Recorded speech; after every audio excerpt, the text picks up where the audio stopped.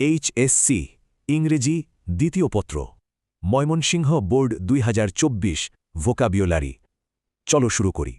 Eager মানে প্রবল ইচ্ছা বা আগ্রহ, যেমন he is eager to possess it.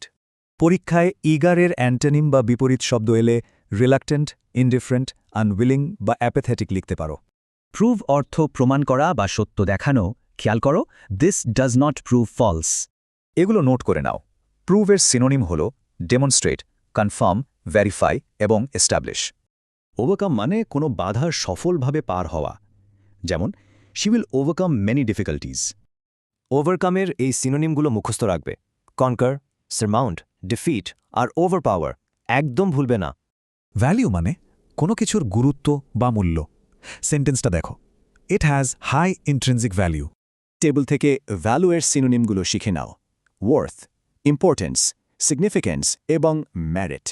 Did হল কোনো ইচ্ছাকৃত কাজ, যেমন আমরা বলি he is known for his good deeds. খাতায় লিখে নাও ডিডের 4টা সিনোনিম: অ্যাক্ট, অ্যাকশন, টাস্ক এবং ফিট। প্রেইজ অর্থ প্রশংসা করা। বাক্যটা দেখো, he is recognised and praised everywhere. প্রেজের এই 4টা অ্যান্টোনিম মুখস্থ করো: ক্রিটিসাইজ, ব্লেম, কন্ডেম আর রিপ্রোচ। সিনসিয়ার মানে আন্তরিক বা খাঁটি অনুভূতি, যেমন she is a very sincere person. সবশেষে সিনসিয়ার এর সিনোনিমগুলো হল জেনুইন, অনেস্ট, ট্রুথফুল আর আর্নেস্ট। পরীক্ষার জন্য শুভকামনা।